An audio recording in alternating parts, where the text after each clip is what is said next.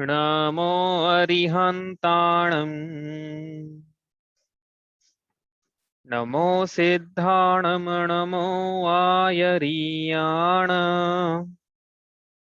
नमो वज्झायाणम् नमो लोये सव्वसाहुण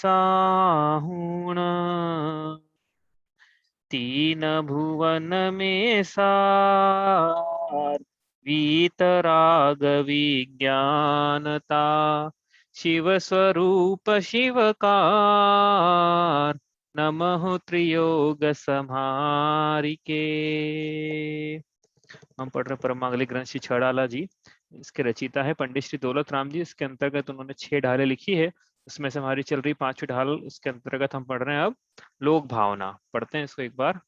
कि नहु न करे न धरे को शत द्रव्यमयी न हरे को सो लोक माहि बिन समता दुख सहे जीव नित भ्रमता। तो यहाँ पे लोक का स्वरूप बतलाया कैसा है लोक, और भेद मिथ्यात्व का खंडन भी किया यहाँ पे।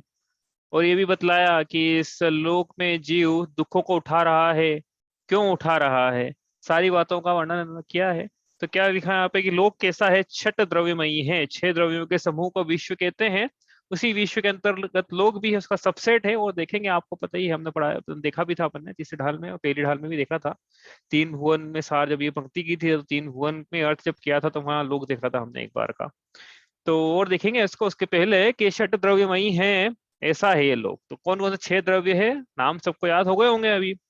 पुद्गल नभ धर्म धर्म काल इन ते न्यारी है जीव चाल। कल एक बात की थी मैंने आपसे, क्या बात की थी कि व्याख्या ऐसी हो कि स्वपर भेद विज्ञान हो। 6 द्रव्यों के नाम पूछे हैं, कहने के लिए कहा जा सकता है जीव पुद्गल धर्म धर्म आकाश काल। लेकिन दौलत राम जी ने कैसा कहा? पुद्गल नभ धर्म धर्म काल इन ते न्यारी है जीव चाल स्वपर भेद विज्ञान पूर्वक। ऐसा अर्थ खोला उन्होंने, तो ऐसे कहा हमने भी अभी कि 6 द्रव्यों के नाम ये हैं, तो अपने को सब पता है। तो ये जो 6 द्रव्य हैं इनसे मिलकर ये बना हुआ है लोक। इस 6 द्रव्यों को किसी ने बनाया हुआ नहीं है। बनाया हुआ नहीं है मतलब अनादि से ये 6 द्रव्य ऐसे के ऐसे ही पाए जा रहे थे और अनंत काल तक पाए जाएंगे। द्रव्य की सत्ता का कोई नाश नहीं होता है। आप देखो, एक बात बहुत अच्छी से याद रखना बस, कि जो सत पदार्थ है वो कभी असत रूप नहीं होगा, और जो असत पदार्थ है वो कभी सत रूप नहीं होगा। यदि ऐसा होने लग जाए, सत असत रूप हो जाए, असत सत रूप हो जाए, तो सारी जो न्याय व्यवस्था है, मतलब प्रकृति की जो न्याय व्यवस्था है, वो सब भंग होने लगेगी। कभी कुछ हो जाए, कभी कुछ हो जाए, तो कहीं हम टिके ही नहीं रहेंगे एक चीज पर। कभी कुछ हो जाएगा, हमारे कथन कथन ही सब खंडित हो जाएंगे। मतलब आज जो है वो कल नहीं रहेगा, तो आज का सत्य कल एप्लीकेबल नहीं रहेगा, कल का सत्य परसों एप्लीकेबल नहीं रहेगा। हाँ, समझ में आ रही ना बात? इसलिए सत असत रूप नहीं होता है, लॉस तो एक तरीके रहते हैं। ठीक है, तो इसको किसी ने बनाया हुआ नहीं है।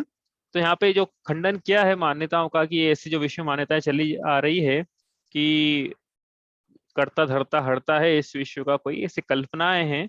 कल्पनाओं का खंडन किया कि कोई कर्ता धर्ता हरता नहीं है इस लोक का। 6 द्रव्यमयी है, अनादिकाल से पाए जा रहे हैं। और अगली पंक्ति में ऐसे लोक में, यह जो लोक की परिभाषा देखेंगे अभी अपन अलग से, न की नहीं है अभी लोक की परिभाषा। एक तो ये लिखी सामने कि षट द्रव्यमयी, और अपन अलग से करेंगे इसको। तो इस लोक में जीव बिना समता भाव के भ्रमण कर रहा है, नित्य भ्रमण कर रहा है। कौन? संसारी जीव भ्रमण कर रहा है।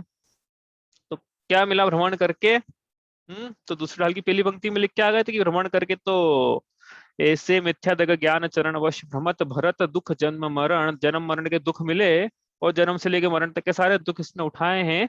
क्यों उठाए हैं, कारण पूछा। तो यहाँ पे उन्होंने लिखा दौलत राम जी ने कि बिना समता भाव के, बिना वीतराग भाव के, बिना ऐसे भाव जो कि न पुण्य रूप हो न पाप रूप हो, बिना ऐसे भाव जो कि न शुभ हो न अशुभ हो, मतलब बिना शुद्ध भावों के, बिना वीतराग भावों के इस जीव ने अनंत काल से संसार परिभ्रमण किया और दुख उठा रहा है।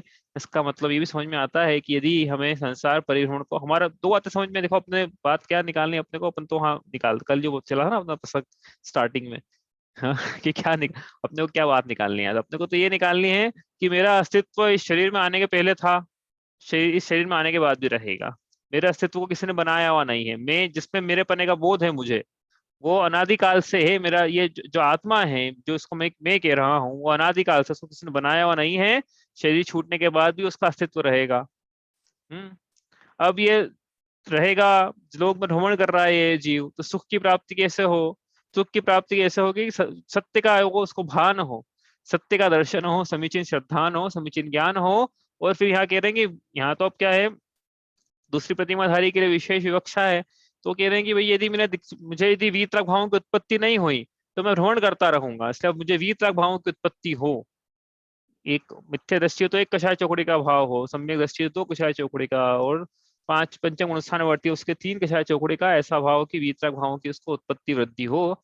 नहीं हुई तो फिर क्या है, भ्रमण चलता रहेगा। इस प्रकार से इसकी लोक भावना है, इसका चिंतन यहाँ किया जा रहा है। ठीक है, तो दो बातें, स्वपर भेद विज्ञान, और तीसरा चारित्र की उत्पत्ति। चारित्र मतलब वीतरागता को चारित्र कहा है।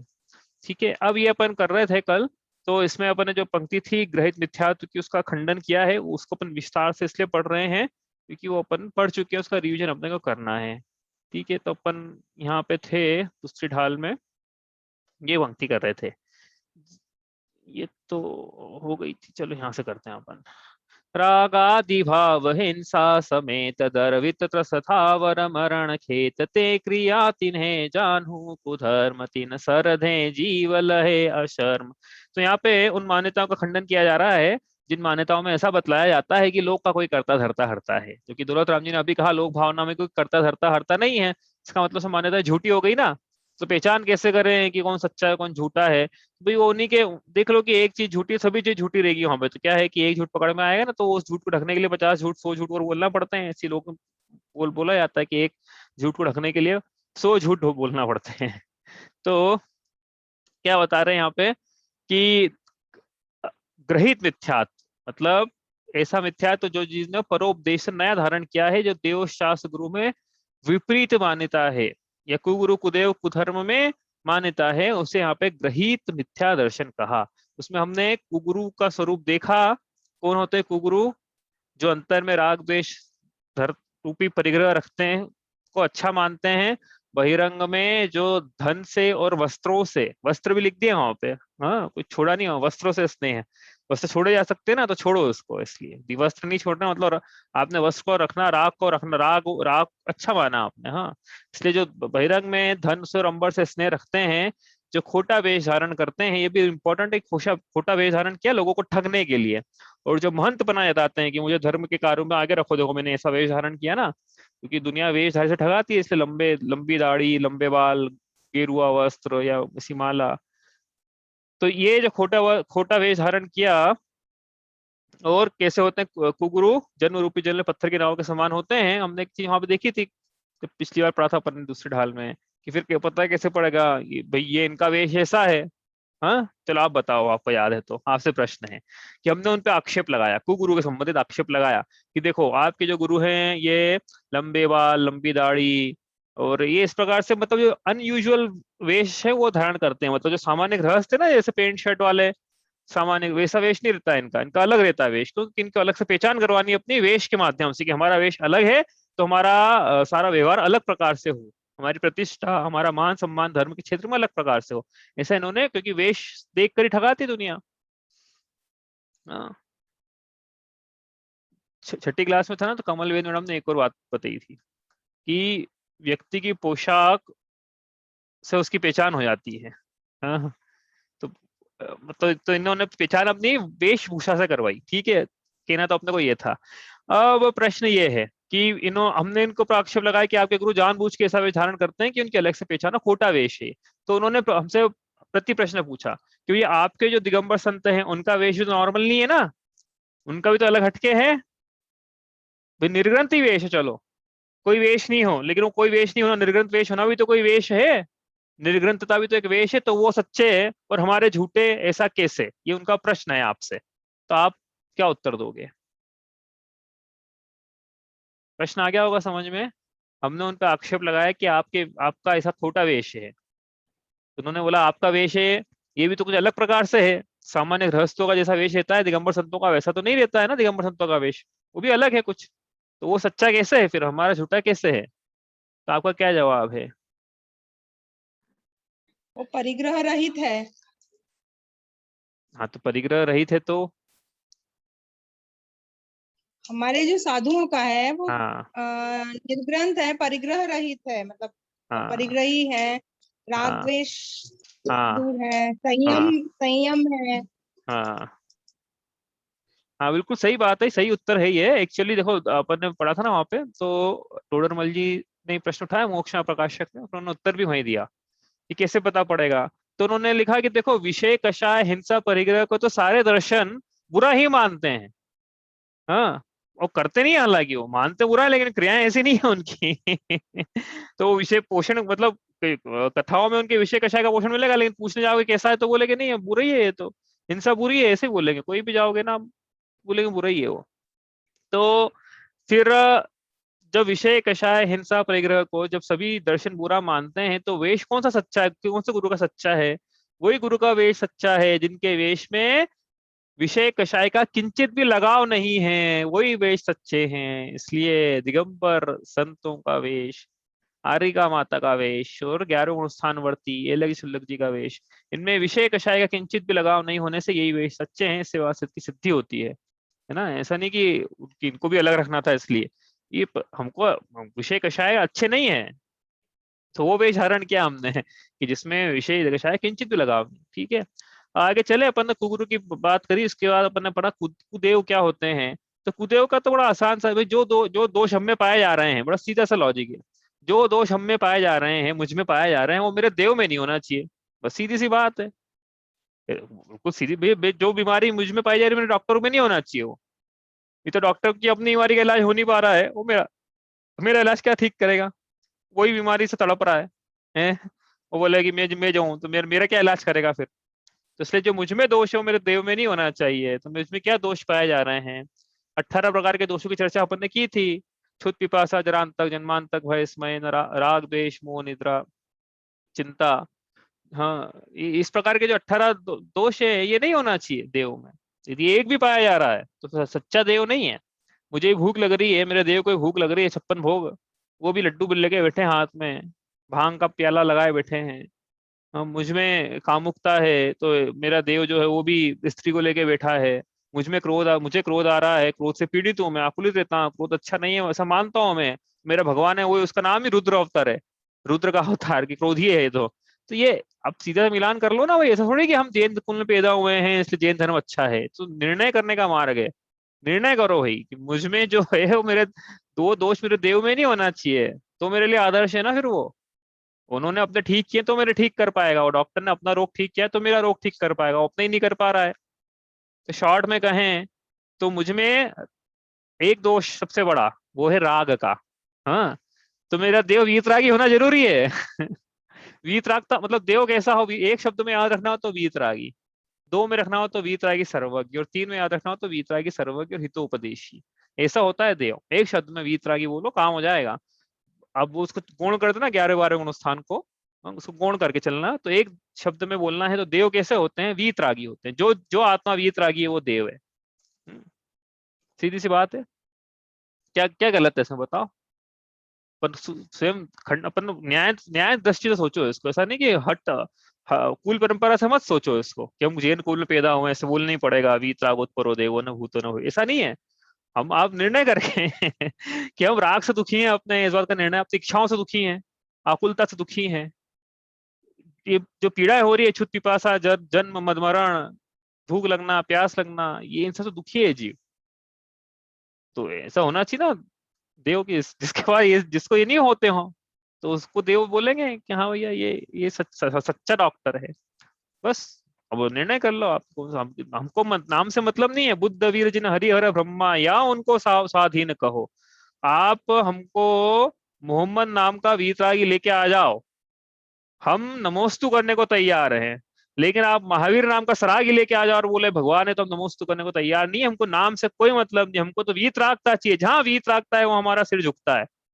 नाम से कोई मतलब नहीं, कोई हठधर्मिता नहीं है हमको कि हमको ये यही नाम के चाहिए। नाम से नहीं, गुण चाहिए हमको। तो वीतरागी चाहिए गुण, रत्नत्रय की पूर्णता चाहिए गुण, ये हैं तो देव हैं। नाम में क्या रखा है? नाम में कुछ नहीं है, तो नाम तो अभी का मिला है, जितनी उनकी आयु उतना बड़ा नाम है बस वो उसके फिर थोड़ी नाम कुछ और था हैं? नाम में क्या रखा है? और सिद्ध हो गए तो उनमें नाम की वो ही खत्म हो गई। सिद्ध होने के बाद का नाम की परंपरा चलती है कि ये महावीर सिद्ध भगवान, ऐसी पूजा पढ़ी कभी आपने? कि ऐसे सिद्ध, ऐसा माहिर होगा जो सिद्ध होगा उनकी पूजा है ये। सिद्धों में कभी नाम से पूजा नहीं होती है, इसलिए खत्म हो गई बात है। नाम का नाम में क्या रखा है? माता पिता ने नाम दिया है ये तो ये इसलिए ऐसे गुण होना चाहिए जिसमें गुण है वही इष्ट के करता है, वही अपने रोग ठीक करेंगे, वही दुखों को हर सकते हैं वास्तव में। संकट मोचन वही है, बाकी सब संकट मोचन सिर्फ नाम के हैं, अपनी संकटों को मोचन नहीं करवा दूसरों क्या करेंगे। तो ये हुई कुगुरु कुदेव की पहचान और सुगुरु सुदेव की पहचान। अब बात करें धर्म, तो यहाँ कहा उन्होंने कि धर्म को कैसे पहचाने कि धर्म वहां सच्चा है। तो हम कह रहे हैं कि अहिंसा परमो धर्म, जहाँ अहिंसा पाई जाती है, जिसके मूल में अहिंसा है, वो धर्म सच्चा है। क्योंकि आप अपन स्वयं विचार करो कि इस पर की हिंसा करने से प्रत्यक्ष ही पर को दुख हो रहा है, तो क्या धर्म की विवक्षा ऐसी करें कि पर को दुख दे वो धर्म है? हाँ बताओ, कहीं अपन बिल्कुल न्यूट्रल होके विचार करो, अपन सब मिल जाओ, इतने भी दर्शन के लोग हैं ना, सब मिल जाओ, इकट्ठे हो जाओ गोल मेज परिषद में और बोलोगे कि अपन धर्म की व्याख्या ऐसी कर सकते हैं कि दूसरों को दुख देना धर्म है? बताओ, कोई भी हाँ नहीं करेगा, सही बताऊं, कोई हाँ नहीं करेगा इसके लिए। इसका मतलब सिद्ध हो गया ना कि अहिंसा होना चाहिए धर्म में। तो अब अहिंसा की परिभाषा क्या दूसरों तक ही सीमित रखें? तो नहीं, अहिंसा की परिभाषा दूसरों तक नहीं, स्वयं पे भी लगाना है कि आत्मा में रागादि भाव की हिंसा होना इस स्वयं के ज्ञान दर्शन सुख वीर्य का घात है। स्वयं के अनुजीवी गुणों का घात है।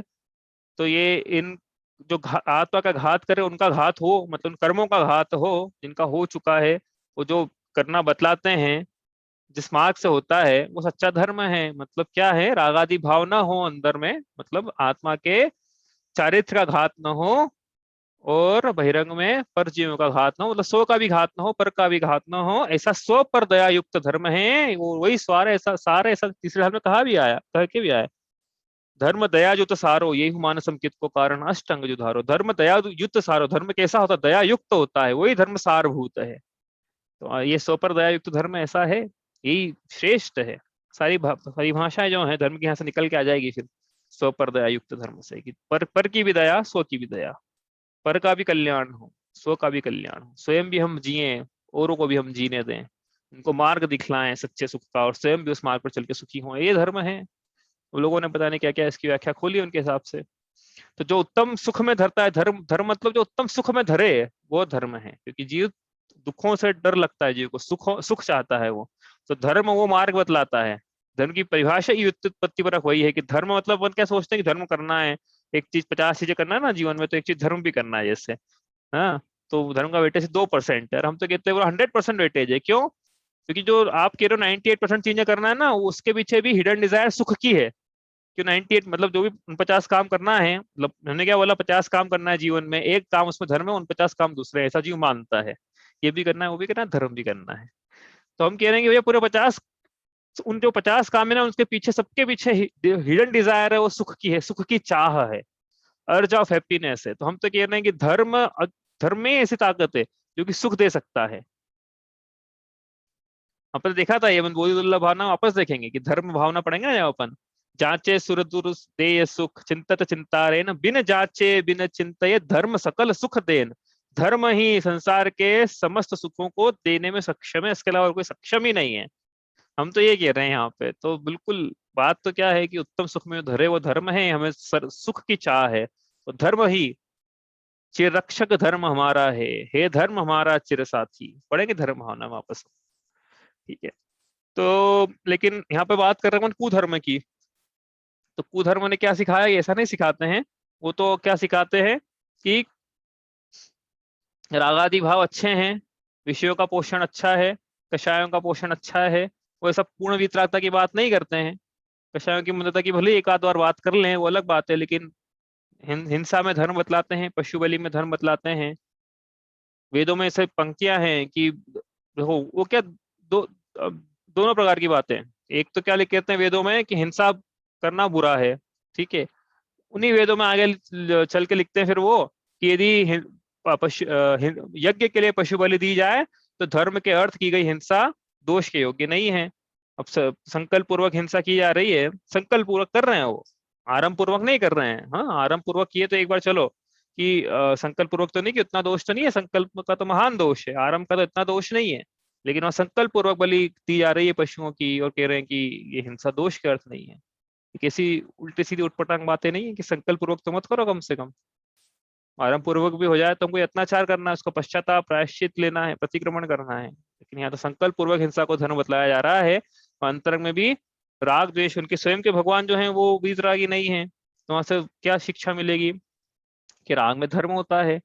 इसलिए, और वहां की आप स्तुतियां भी देखोगे आप, तो क्या है, लौकिक इच्छाओं की चाह से, लोभ कषाय से स्तुतियां हैं भगवान की वहां पे, कि भगवान ये, और यही बताया जाता है अपने को कि भगवान ये कर दो, आप मेरा ये कर दो, मेरा लोक में ये कर दो, वो कर दो। हाँ, ऐसी चीज दिखा हमने टीवी पर, अपन तो गए नहीं वहां पे कभी, टीवी में यही देखा अपन ने, जो भी टीवी देखी, पिक्चर देखी, मूवीज देखी है, ये बताते हैं उसमें कि भैया इनके मंदिर जाते हैं वो, और फिर ये मांगते हैं कि मुझे ये दे दो, मेरे को वो दे दो, मेरे को वो दे दो। आप बोलो कि जिनालय में जाके तो लोग ये मानते हैं, वो मानते हो गलत करते हैं ना, हम तो ये कह रहे हैं ना, भगवान के वीतरागी प्रभु से वीतरागता मांगना चाहिए बस। यदि कोई दूसरी चीज मांग रहा है तो इसका मतलब उसको धर्म की परिभाषा नहीं पता है। अभी जैन धर्म क्या होता है, वो जो स्वयं छोड़ के बैठे हैं, परिग्रह आरंभ, उनसे क्या अपन सब गाड़ी बंगला मांग रहे हो, तो खुद छोड़ के बैठे हैं। हाँ जो संसार विषय सुख होता तीर्थंकर क्यों त्यागे, काहे को शिव साधन करते, संयम सो अनुरागे। तो विचार करना है अपने को, अपना आगे चले यहाँ से। तो एक कुधर्म, जितनी भी क्रियाएं हैं जो अंतरंग में राग द्वेष का पोषण करती है, बहिरंग में स्थावर और त्रस जीवा के जो मरने के स्थान है, वो सारी क्रियाएं हैं, वो सब कुधर्म है। इनका श्रद्धान यदि जीव करता है तो उसे सुख के स्थान पर दुख ही होता है। ऐसा क्यों बोल रहे, सुख के स्थान में दुख ही होता है? धर्म सुख में धरता था, उसके स्थान पे वो दुख में धरेगा। वो जिसको आपने धर्म माना, जीव ने धर्म माना, वो सुख के बजाय दुख में धरेगा। ठीक है, तो ये हुआ ज्ञाको ग्रहित मिथ्यात्व जान, अब सुन ग्रहित जो है अज्ञान, की यह सब ग्रहित मिथ्यात्व, मतलब ग्रहित मिथ्या दर्शन का वर्णन हुआ। अब जो कहेंगे आगे अगले छंद में, वह ग्रहित मिथ्या ज्ञान का वर्णन हम यहाँ से करते हैं। पढ़ते हैं पंक्ति को एक बार, ये आज हो जाएगा अपना रिवीजन दूसरी ढाल का। एकांतवाद दूषित समस्त विषयादिक पोषक अप्रशस्त, रागी को मतिन कृति को अभ्यास, सोहे क्रुबोध बहुदेन त्रास। तो अब ये मिथ्या ज्ञान, मिथ्या ज्ञान मतलब क्या, कि भाई ऐसा, वही मतलब परोपदेश से नवीन धारण किया गया मोक्ष मार्ग प्रयोजन भूत बातों में या तत्वों में विपरीत, श्रद्धा मत बोलना, आप ज्ञान बोलना। तो ये हो गया ग्रहित मिथ्या ज्ञान। ग्रहित मतलब नया ग्रहण किया, मिथ्या मतलब विपरीत, और ज्ञान मतलब ज्ञान, तो विपरीत ज्ञान जो नया ग्रहण किया परोपदेश से। और विपरीत किससे है? सुख की प्राप्ति से विपरीत, मोक्ष मार्ग से विपरीत। मोक्ष मार्ग प्रयोजन भूत 7 तत्वों में जैसा ज्ञान होना चाहिए वैसा नहीं है, विपरीत है। तो कैसा है, कैसे होता है, मतलब विपरीत ज्ञान का लक्षण यहाँ लिखा पे, तो पता कैसे पड़ेगा कि विपरीत ज्ञान है? तो यहाँ पर उन्होंने लक्षण लिखे हैं। एकांतवाद मतलब उनके जो शास्त्र हैं या जो भी उनका उपदेश है, जो भी है जहाँ से भी अपने ज्ञान मिलता है मिथ्या दृष्टि को विपरीत ज्ञान मिलता है, तो कैसा है, वो एकांतवाद का पोषण करने वाले हैं। उनके सारे उपदेश, सारे ग्रंथ, सारे शास्त्र। हाँ, से पढ़ने मत बैठे ना भागवत गीता, निषेध करना हो, खंडन करना हो तो अलग बात है। तो हमारे आचार्य में भी ने भी पढ़े हैं उनके ग्रंथ, तभी तो खंडन किया ना वहाँ पे, न्याय शास्त्रों की स्थापना करी वहाँ पे, तो उनके शास्त्र पढ़े होंगे तभी तो खंडन किया। तो वो खंडन करने के लिए पढ़ना हो तो अलग बात है, लेकिन हम पढ़ने बैठ जाए कि नहीं ये तो सही तो लिखा है इन्होंने, तो लगता सही आत्मा की बात तो चल रही है वहाँ पे। हाँ, क्यों गलत क्या है उसमें? अपन पढ़े, गीता पढ़ लें तो आत्मा की तो बात चलती है वहाँ पे, क्या गलत है? तो अपन ने एक एग्जाम्पल लिया था वहां पे, क्या एग्जाम्पल था, कि कोई छने हुए आलू से, छने हुए पानी से, छने हुए पानी से आलू की सब्जी बनाए, तो बताओ तारीफ के, प्रशंसा के योग्य है कि नहीं? कि नहीं सही तो है, पानी छानने में क्या गलत किया उसने, पानी छाना तो सही, कम से कम इतनी तारीफ कर ही सकते नहीं कि पानी छाना उसने। लेकिन प्रयोजन क्या था पानी छानने का? पानी छानने का प्रयोजन था आलू की सब्जी बनाना। आलू की सब्जी समझ में नहीं आ रही है, तो पानी छानने का प्रयोजन ये था कि मछली बनाना, मछली पकाए उसने। तो बताओ, अब तारीफ कर सकते हैं कि अच्छा करा तुमने पानी से छाना कम से कम अरे छाना किस लिए था भैया? हैं? इसी प्रकार वहां पे बात करें यदि आत्मा की, और तो मूल प्रयोजन क्या है? मूल प्रयोजन एकांतवाद का प्रवर्तन करना है, एकांतवाद का पोषण करना है, विषयों का पोषण करना है, हिंसा का पोषण करना है। मूल प्रयोजन ये था उन शास्त्रों का, मूल प्रयोजन एकांतवाद का। तो ये इसलिए वहां पे आत्मा की बात भी करी जाए तो वो भी उस प्रशंसा के योग्य इसलिए नहीं है कि मूल प्रयोजन वहां पे विषय कषाय हिंसा एकांतवाद का पोषण करना है। इसलिए वो शास्त्र कैसे हैं, एकांतवाद से दूषित है। एकांतवाद क्या होता है, उसके लिए हमने सीखा था अनेकांतवाद क्या होता है। अनेकांत क्या होता है कि इसी वस्तु में वस्तुत्व को निपजाने वाले प्रतिपक्षी धर्मों का एक साथ एक ही समय एक ही वस्तु में प्रकाशित होना, ये अनेकांत है। ऐसा कहना कि वस्तु ऐसी है, कैसी है कि उस वस्तु में एक ही साथ एक ही समय में प्रतिपक्षी धर्म एक साथ प्रकाशित होते हैं, ऐसी वस्तु है, ऐसा कहना यह अनेकांतवाद है। ऐसी वाणी जो अनेकांतवाद का पोषण करने के लिए अपेक्षावाद से कथन करे, ऐसी वचन शैली को स्यादवाद कहते हैं। स्याद का नाम है अपेक्षा से कथन करना, स्यादवाद मतलब अपेक्षा से कथन करना। एकांत क्या है कि वस्तु में वस्तुत्व को निपजाने वाले प्रतिपक्षी धर्मों का एक ही समय में एक ही समय प्रकाशित तो होना पाया जाता है, लेकिन एकांतवादी उस प्रतिपक्षी धर्मों में से एक ही धर्म को ग्रहण करके प्रतिपक्षी धर्म का गौण नहीं कर देते, निषेध कर देते कि ऐसा होता ही नहीं है, वस्तु तो सर्वथा एक जैसा ही है। उदाहरण के लिए आत्मा सर्वथा नित्य ही है, आत्मा में अनित्यता है ही नहीं। तो ऐसा करके उन्होंने आत्मा को सर्वथा नित्य माना, अनित्यता का निषेध कर दिया। ऐसा करना एकांतवाद है। तो आत्मा नित्य है कि अनित्य है? प्रश्न तो ये है फिर कि आपने तो क्या आत्मा अनित्य है क्या? फिर तो आत्मा सर्वथा अनित्य है, नित्यता उसमें है ही नहीं, ये भी एकांतवाद है। क्योंकि ऐसे मानने वालों ने अनित्यता को, आत्मा को सर्वथा अनित्य मान के उसके उसकी नित्यता का निषेध कर दिया। तो फिर कैसा है आत्मा, है कैसा, नित्य है कि अनित्य है? तो उसका उत्तर ये है कि अनेकांतवाद से देखो आप कैसा है, स्यादवाद लगाओ कहने के लिए। आत्मा स्याद नित्य, स्याद अनित्य, किसी अपेक्षा से नित्य है, किसी अपेक्षा से अनित्य है। मतलब आत्मा एक ही समय में प्रतिपक्षी धर्म एक साथ प्रकाशित है उसमें, मतलब नित्य भी है अनित्य भी है। नहीं समझे कैसे? तो स्यादवाद तरीके से समझो उसको कि इस अपेक्षा से नित्य है, उस अपेक्षा से अनित्य है। बताओ, हाउ आर यू टुडे? इस प्रश्न का क्या जवाब? अब जो सर्वथा नित्यवादी है वो तो प्रश्न पूछना ही नहीं चाहिए उसको। क्यों? जो सर्वथा कूटस्थवादी हैं उनको तो ये प्रश्न पूछना ही नहीं चाहिए, हाउ आर यू टुडे, क्योंकि उनके मत में तो आप जो जैसे कल थे वैसे आप आज आप हो, आप में कोई बदलाव आ ही नहीं सकता ना, आप सर्वथा नित्य हो। तो हाउ आर यू टुडे ये कूटस्थवादी पूछते कैसे हैं ये प्रश्न? मेरे को तो ये समझ में नहीं आया आज तक कि भैया आप तो सर्वथा नित्यवादी हो, सर्वथा कूटस्थवादी हो, अद्वैतवादी हो सर्वथा। हाँ, तो हाउ आर यू टुडे तो बनता ही नहीं है, आपका प्रश्न नहीं बनता है। और जो सर्वथा आत्मा को अनित्य मानते हैं वो भी ये प्रश्न नहीं पूछ सकते हाउ आर यू टुडे, क्योंकि मैं जो वो क्या मानते हैं कि आत्मा सर्वथा नित्य है, मतलब प्रति समय नया नया आत्मा उत्पन्न होता है, प्रति समय पुरानी आत्मा का व्यय नई आत्मा का उत्पाद हो जाता है, और ध्रुव कुछ रहता ही नहीं बीच में। तो फिर हाउ आर यू टुडे में मतलब आप कल से आज जो कंपेयर कर रहे हो ना, लेकिन कल तो मैं था ही नहीं, मतलब आज जो मैं वो कल थोड़ी था, वो जो कल था वो तो चला गया है, आज तो मैं नया आ गया हूँ। तो ये प्रश्न किससे पूछ रहे हो फिर आप? कैसे प्रश्न घटित ही नहीं हो रहा ना ये, हाउ आर यू टुडे? इसलिए बौद्ध मतावलंबी ये प्रश्न पूछे हाउ आर यू टुडे, तो वो प्रश्न भी गलत है अपने आप में। तो मतलब क्या है कहने का मतलब, सीधी सी बात है कि वो बोलते सब हैं लेकिन मानते नहीं है। मानते तो ये हैं कि हम एकांतवादी है, और जैनियों को अनेकांतवादी बोल के दूषण लगाते हैं कि आपका मत अनेकांतवाद से दूषित है, ऐसा बोलते हैं अपने को वो। और वो अपने आप को एकांतवादी बोलते हैं, लेकिन उनकी मान्यता तो पूरी अनेकांत अनेकांत में ही है पूरी। मतलब मानते नहीं, लेकिन वो समझ में आया फिर एकांतवाद और अनेकांतवाद क्या होता है? समझ में आ गया होगा, तो मैंने रिवीजन कर लिया इसको बहुत बार। तो ये एकांतवाद से दूषित है, इस वस्तु के सर्वथा एक ही पक्ष को ग्रहण करते हैं। इनके सारे जो आपको लगेगा कि कितने अच्छे मंदिर है तो चले जाए तो क्या दोष है, तो अपन ने देखा कि अनायतनों का दोष है, मूर्ता का दोष है, ये सब प्रशंसा का दोष है, वो सब तो ठीक है।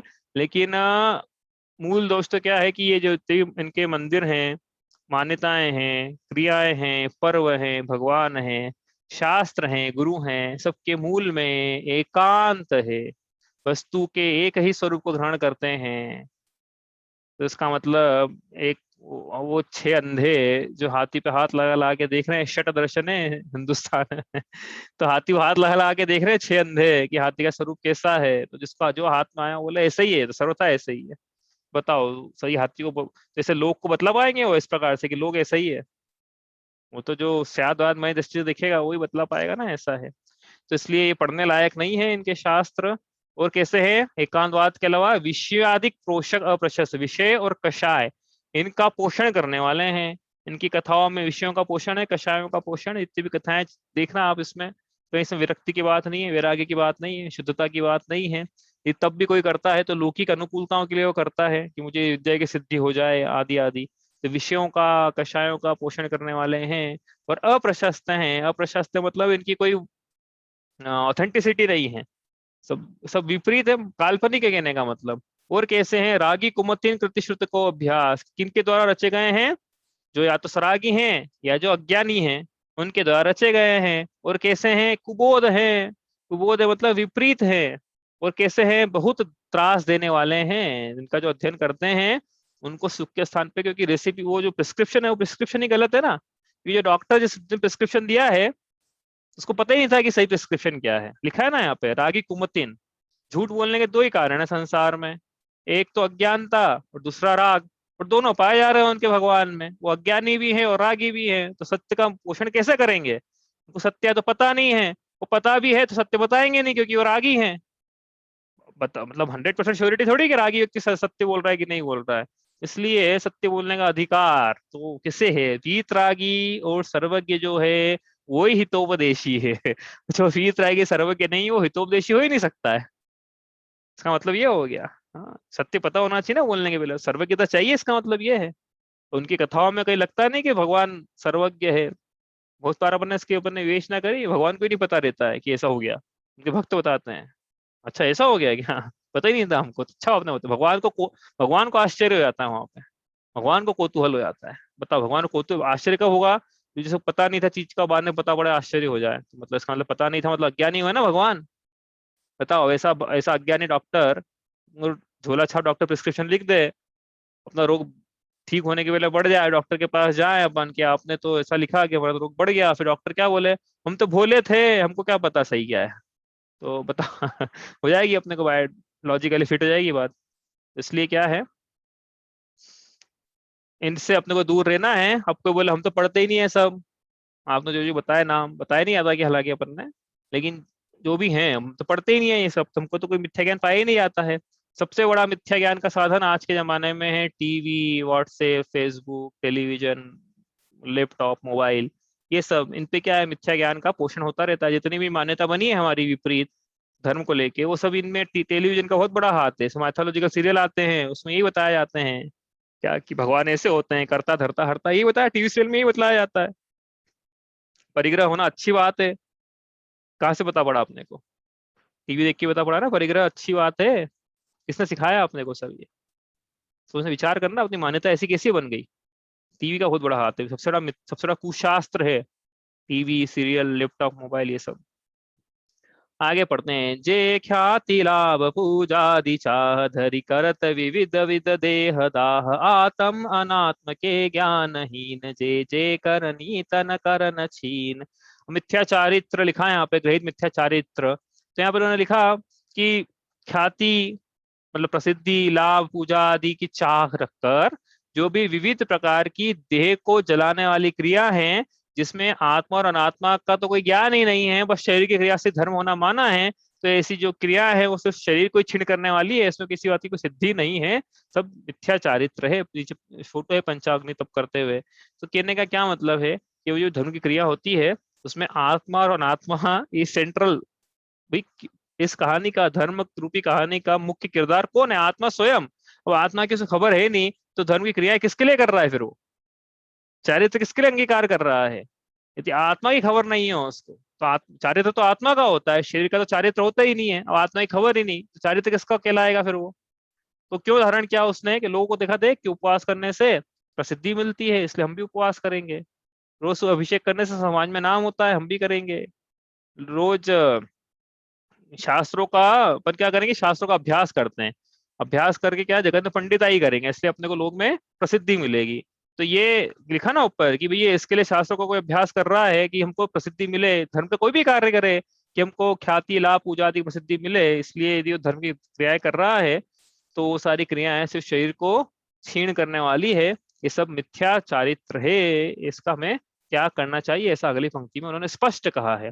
ते सब मिथ्या चारित्र त्याग, अब आत्म के हित पंथ लाग, जग जाल भ्रमण को देहु त्याग, अब दौलत निज आत्म सुपाग। कंक्लूजन है दूसरी ढाल का कि ये सब मिथ्या चारित्र तो लिखा उन्होंने, सब ले लेना, जो 6 बातें ऊपर लिखी है, अग्रहित ग्रहित मिथ्या दर्शन ज्ञान चारित्र सब ले लेना, और 6 बातों का आप त्याग करो। तो अब क्या करें, त्याग तो कर लिया, कुछ त्याग छोड़ा है तो कुछ दूसरा दो अपनाओ, अपनाने के लिए तो करेंगे क्या। तो उन्होंने बोला कि आत्मा के हित के पंथ में लगो। 3 बार आत्मा, ये जो कंक्लूजन किया ना, 3 बार आत्मा शब्द का उपयोग किया इस कंक्लूजन, 3 बार। पहले तो पढ़ा अपन ने, ये देखो ना यहाँ लिखा आत्म अनात्म के ज्ञानहीन, एक बार आत्मा शब्द यहाँ लिखा है, फिर जो कंक्लूजन यहाँ लिखा है इसमें आत्म के पंथ ही आत्म के हित पंथ ला, फिर बाद में और लिखा कि दौलत निज आत्म सुहाग, 3 बार आत्मा शब्द का उपयोग किया है। तो ये सब मिथ्याचारित्र त्याग, अब क्या कर फिर कि आत्मा का हित का पंथ, आत्मा के हित का पंथ क्या है, सम्यक दर्शन, सम्यक ज्ञान, सम्यक चारित्र, ये आत्मा के हित का पंथ है। इसमें अब लग जाना चाहिए, लगिए, आत्मा के शरीर का हित छोड़िए, आत्मा के हित में लगिए। और क्या कीजिए कि जो हमने बोल के आए थे इस ढाल की पहली पंक्ति में कि ऐसे मिथ्या दग ज्ञान चरण वश भ्रमत भरत, तो उस भ्रमण का आप त्याग कीजिए। जग जाल में जीव फंसा हुआ है, अपने चारों जाल बुन रखा उसने, जिस विषय कषाय का, उसमें खुद स्वयं फंसा हुआ है। तो उस जाल का, संसार परिभ्रमण का त्याग कीजिए। और अब क्या करने योग्य कार्य बचा है शेष जीवन में, एक ही कार्य बचा है कि हे दौलत राम, तू अपनी आत्मा में भली भांति निमग्न हो जा। जैसे जलेबी को चाशनी में निमग्न कर देते हैं तो जलेबी के चप्पे चप्पे पे चाशनी की मिठास आ जाती है, वैसे ही तू अपनी आत्मा को स्वयं को आत्मा में निमग्न कर देगा तो तेरे भी चप्पे चप्पे पर अनंत चतुष्टय की मिठास आए बिना रहेगी नहीं। कब तक हम हम्म भगवान महावीर की बनाई हुई चाशनी में रसगुल्ले बनाएंगे, वो दिन कब आएगा कि हम अपनी चाशनी बनाएं और उसमें हम स्वयं उसका क्या करें, आनंद उठाएं। इस प्रकार से दूसरी ढाल आज पूरा रिवीजन हो गया इसका। पहली ढाल का पहले हो चुका था संसार भावना में, दूसरी ढाल का हमने आश्रव बंध संवरण निजरा मोक्ष 5 तत्व 3 भावना के माध्यम से करे, इसमें रिवीजन हुआ इसका। दोनों ढाल का रिवीजन हो गया है, अब लोक भावना कल पढ़ेंगे, तीसरी ढाल से जो विषय बच गया है वो उठाएंगे और उसके बाद ये पुनः हो जाएगा, मतलब रिवीजन हो गया है यहाँ पे। ठीक है, परिशिष्ट से पढ़ते हैं अपन यहाँ से। ठीक है, आज है आखा तीज। आखा तीज को क्या हुआ था, यहाँ लिखा हुआ है प्रशेष, ये इसका आखिरी छंद है छड़ाला का, ये पढ़ते हैं अपन। और इसके बाद जिन्होंने स्तुति, एक नव वसु एक वर्ष की तीज शुक्ल वैसाख, करियो तत्व उपदेश यह लखी बुध जन की भाग। कि एक नव वसु एक वर्ष की, मतलब 1891 की आखा तीज के दिन छड़ाला पंडित दौलत राम जी ने बुधजन कवि से प्रेरित होकर लिखी। आज इसको होगा 186 इतने साल होगा, आप देख लेना, आज 2057 चल रहा है, 2000 क्या चल रहा होगा, 71 चल रहा है शायद, घटा देना जो भी आएगा, 200 साल लगभग हो गए हैं। ठीक है, छड़ाला लिखी थी इन्होंने। चलिए इतना ही करते हैं। जावाणी के ज्ञान ते सूझे लोकालोक, सुवाणी मस्तक नमो सदा देता हूँ धोख।